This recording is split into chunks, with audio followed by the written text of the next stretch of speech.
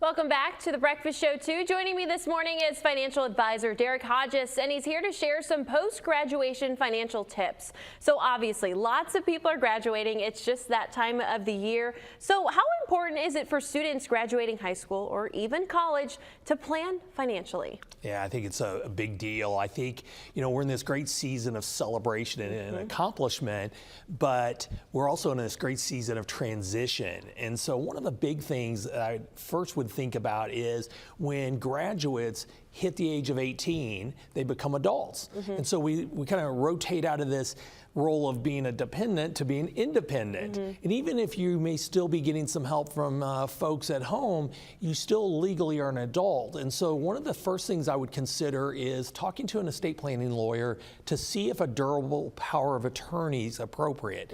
I think it will be, and you typically need one for healthcare and finance. And we hope we never need this, but what that's for is if you become incapacitated, somebody can make healthcare decisions and help with financial decisions until you're able to do it for yourself. Yeah, most definitely. And so what are those tips for people graduating high school?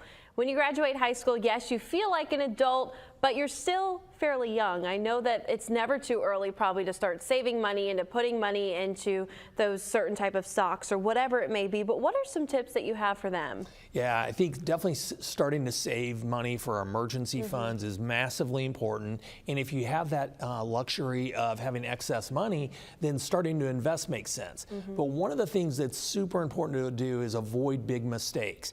And so now there's going to be a deluge of credit card offers showing up in their mailbox or showing up online.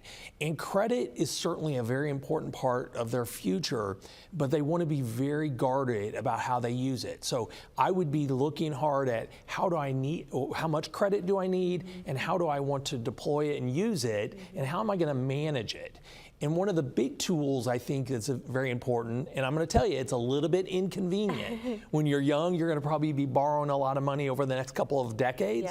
But locking your credit file is crucial because if a young person ends up getting their credit hacked, it's a mess to clean it up, and it probably impacts them for a while on their ability to borrow. So locking the credit file, I can't stress that enough. And speaking of credit, I've gotten myself in trouble by getting one too many credit cards. Would you say that there's a limit to how many credit cards a young person should have?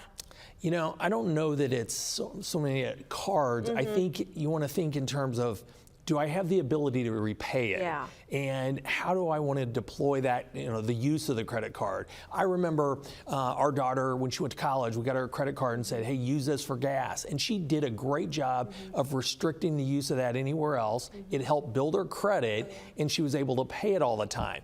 But it's very easy to, next thing you know, show up and you got 3 or 4 balances on cards, and then you've got big problems. Oh yeah, for sure. And so when people are graduating, obviously an exciting time, but it's probably just another time for people to try and steal your identity, steal your money in some sort of way. Talk a little bit about how fraud can go into this exciting time, or even, beyond. They're young, they may be susceptible to that. Yeah, I think when we, graduate high school or graduate college, you think, hey, I hit the finish line. And I like to think of it as you're just turning the page to another chapter of your book.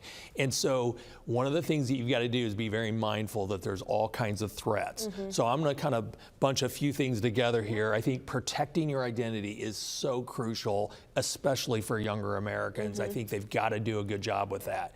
Cyber thieves are so effective these days. So be very on guard for that. Use that credit freeze as a main tool. And then I think there's other things that, putting credit card alerts on your phone so you get text messages. We think that's awfully important too.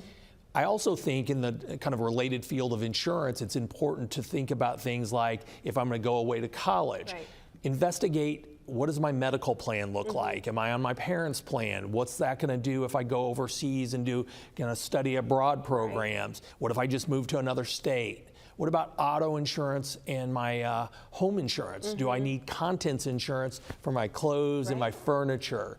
And then auto insurance, if I'm going to go abroad, maybe I don't need it anymore. So I would have a good conversation with a lawyer and an insurance agent and just make sure that in this great season of transition, I've got all the things that I need. Right, exactly. That's all such great advice. I know, like we've talked about, it's a very exciting time to be graduating high school or college, but having those tips, that is so important. And you want to set yourself up for your future, so why not start now? Derek, thanks so much for joining us. We always appreciate it. We'll be back in just a few minutes.